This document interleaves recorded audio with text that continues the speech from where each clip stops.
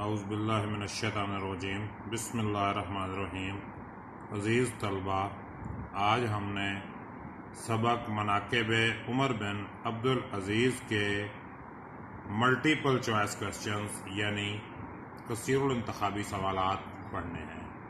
یہ پیپر کے حصہ معروضی میں آتے ہیں اور حصہ نثر میں سے 5 کثیر الانتخابی سوالات معروضی پیپر کا حصہ بنتے ہیں۔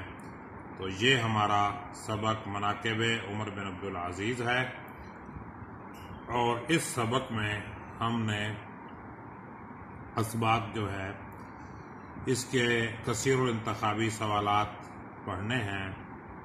کثیر الانتخابی سوالات کیونکہ معروضی کا حصہ ہوتا ہے، اس لیے اس میں غلطی کی گنجائش نہیں ہوتی۔ اگر آپ کٹنگ کریں گے، اوور رائٹنگ کریں گے، دوبارہ مٹا کر لکھیں گے تو اس کا آپ کو نمبر نہیں ملے گا، بلکہ آپ کے نمبر کٹ جائیں گے۔ اس لیے معروضی حصے کو حل کرتے ہوئے پوری احتیاط سے کام لینا ضروری ہے۔ تو عزیز طلبہ، آج ہمارا تیسرا لیکچر ہے جس میں ہم مناقب عمر بن عبدالعزیز کے معروضی حصے کے کچھ سوالات کو کور کرنے کی کوشش کریں گے۔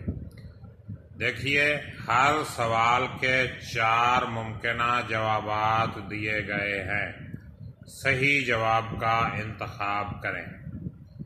یہ ہرے رنگ کا تیر جو ہے آپ کو نظر آ رہا ہے، جو ہم پڑھ رہے ہیں، یہ تیر اس کی نشاندہی کرتا رہے گا۔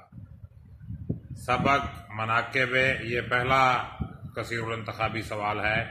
سبق مناقب عمر بن عبدالعزیز کے مصنف کا کیا نام ہے؟ تو یہ دیکھیں، کافی سارے نام انہوں نے دیے ہیں کہ سید سلمان ندوی ہے، علامہ شبلی نعمانی ہے، مولانا الطاف حسین حالی ہے، مولانا محمد حسین آزاد ہیں۔ تو ہمارا صحیح جواب جو ہے وہ بے آپشن ہے، علامہ شبلی نعمانی، اور یہ جواب بھی دیا ہوا ہے۔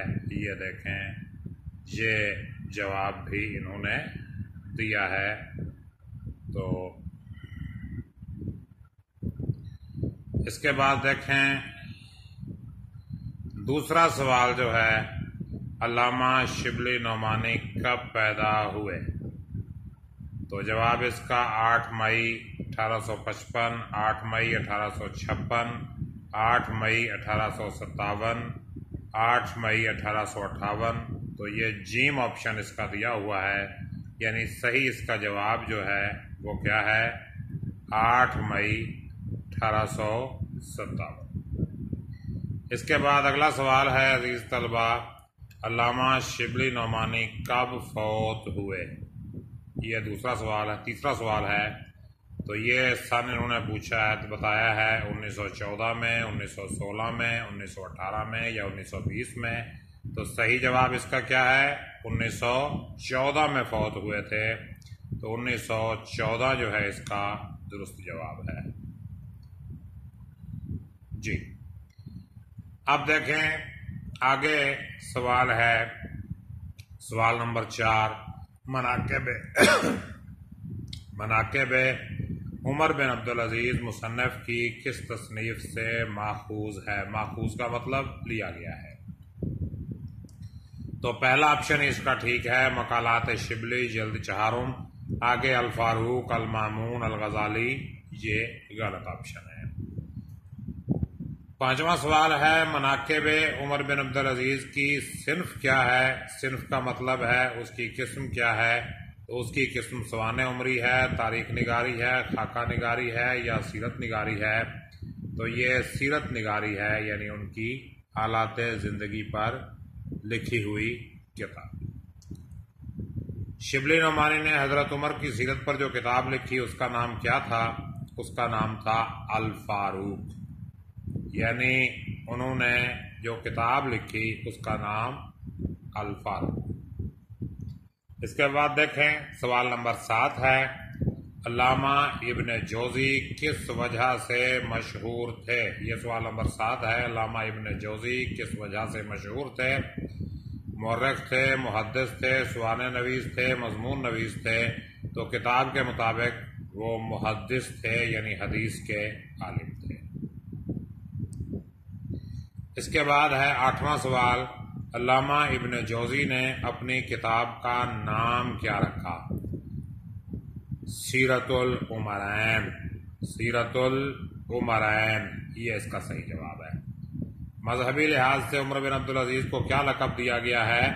تو مذہبی لحاظ سے عمر بن عبدالعزیز کو عمر ثانی کا لقب دیا گیا ہے۔ یہ دیکھیں دال آپشن ہے عمر ثانی۔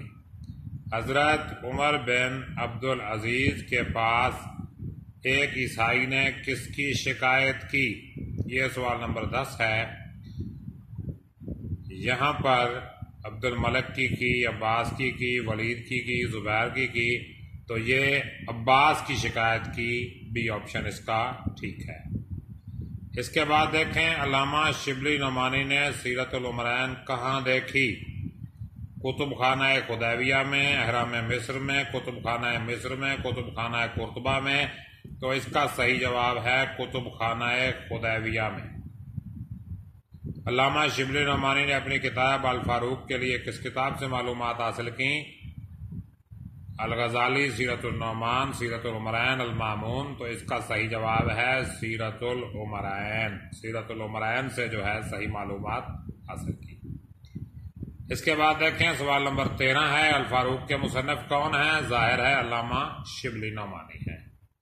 اور 14واں سوال، یہ دیکھیں آخری آپشن 14واں سوال، علامہ ابن جوزی کی سیرت العمرین میں حضرت عمر کی کن باتوں کا ذکر کیا ہے؟ ان کے اخلاق اور عدل و انصاف کا، دال آپشن آئے گا یہاں پہ، اخلاق اور عدل و انصاف۔ یہ دیکھیں دال آپشن، اس پہ کرسر پھر رہا ہے، تیر کا نشان اس پہ آپ کو نظر آ رہا ہے۔ تو اب ہم اس کا دوسرا صفحہ پلٹتے ہیں، دیکھتے ہیں کہ دوسرے صفحے پر کیا موجود ہے۔ جی دوسرا صفحہ اب آپ کے سامنے موجود ہے۔ یہاں پر سوال ہے حضرت عمر بن عبدالعزیز کے حالات و واقعات میں سب سے قابل قدر چیز کیا ہے؟ جیم آپشن اس کا آئے گا غیر مذہب والوں کے ساتھ ان کا طرز عمل۔ سیرت العمرین میں حضرت عمر بن عبدالعزیز کی شخصیت کا نمایاں ترین پہلو بیان کیا گیا ہے، کون سا؟ بے آپشن آئے گا مذہب کی مجسم تصویر تھے۔ عیسائی کہاں کا رہنے والا تھا؟ ہمس کا رہنے والا تھا۔ یہ ہمس شام کا ایک شہر تھا۔ شام بھی اس کا آپشن ٹھیک ہے، لیکن کیونکہ کتاب پہ ہمس لکھا ہے تو ہم بھی ہمس کا آپشن جو ہے وہ لیں گے۔ اس کے بعد دیکھیں عبد الملک نے بطور جاگیر دی تھی، یہ عباس نے زمین پر قبضے کی وجہ بیان کی۔ کیا وجہ بیان کی اس نے؟ کیوں قبضہ کیا تھا؟ کہا جی خلیفہ ولید نے مجھے بطور جاگیر دی تھی۔ یہ دیکھیں بے آپشن ہے، ولید نے بطور جاگیر دی تھی۔ اس کے بعد دیکھیں عباس نے کہا یہ زمین مجھ کو جاگیر خلیفہ نے عطا کی تھی، اس کا کیا ثبوت تھا؟ تحریری سند، جیم آپشن ہے تحریری سند۔ خدا کی تحریر سے عیسائی کا کیا مطلب تھا؟ خدا کی تحریر سے اس کی مراد کیا تھا؟ قرآن مجید۔ اگرچہ انجیل، توریت، زبور یہ بھی اللہ تعالیٰ کی کتابوں کے نام ہیں، لیکن کتاب میں عیسائی نے جو خدا کی تحریر کی بات کی اس سے مراد قرآن پاک ہے۔ اس کے بعد دیکھیں ہمس کا عیسائی کس کے مطابق فیصلہ چاہتا تھا؟ تو ہمس کا عیسائی قرآن مجید کے مطابق فیصلہ چاہتا تھا۔ خاندان بنی امیہ کا دست و بازو تھا، کون تھا؟ مسلمہ بن عبد الملک، جیم آپشن۔ عمر بن عبدالعزیز نے زمین کا فیصلہ کس کے حق میں کیا؟ عمر بن عبدالعزیز نے زمین کا فیصلہ عیسائی کے حق میں کیا۔ علامہ شبلی نعمانی نے عمر بن عبدالعزیز کے کس کارنامے کو قابل قدر کہا ہے؟ آخری آپشن ہے بنی امیہ کی ناجائز کارروائیوں کا مٹانا۔ یہ دیکھیں تیر کا آپشن وہاں پھر رہا ہے۔ علامہ شبلی نعمانی نے سلاطین بنی امیہ کی کس ناجائز کارروائی کا ذکر کیا ہے؟ لیں جی اس کا بی آپشن ہے، انہوں نے ملک کی اکثر زمین اپنے خاندان کے افراد کو دے دی تھی۔ اس کے بعد اگلا سوال ہے، علامہ شبلی نعمانی نے سلاطین بنی امیہ کی ناانصافی کو کس زمانے جیسا قرار دیا ہے؟ سلاطین تیموریہ، جیم آپشن آئے گا سلاطین تیموریہ۔ سلاطین تیموریہ کے زمانے میں کیا نظام رائج تھا؟ یہ جناب آ گیا جی، آخری آپشن آئے گا یہاں پہ، آخری آپشن لیا جائے گا کہ بڑے بڑے صوبے شہزادوں کو جاگیر میں دے دیے جاتے تھے۔ خلیفہ بننے کے بعد حضرت عمر بن عبدالعزیز کو کس بات کا خیال آیا؟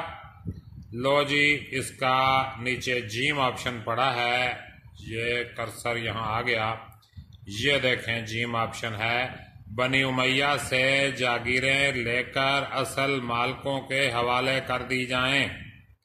یہ دیکھیں، پھر دیکھیں، بنی امیہ سے، یہ جیم آپشن ہے، بنی امیہ سے جاگیریں لے کر اصل مالکان کے حوالے کر دی جائیں۔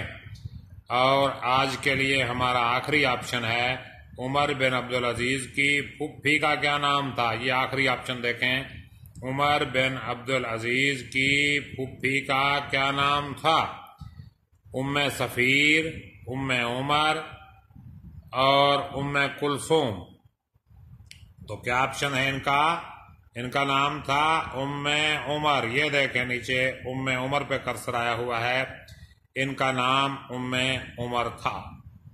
تو باقی انشاءاللہ العزیز ہم کل کریں گے، تب تک کے لیے اجازت دیجیے، اپنا خیال رکھیے گا، اللہ حافظ، سلامت رہیں، آباد رہیں۔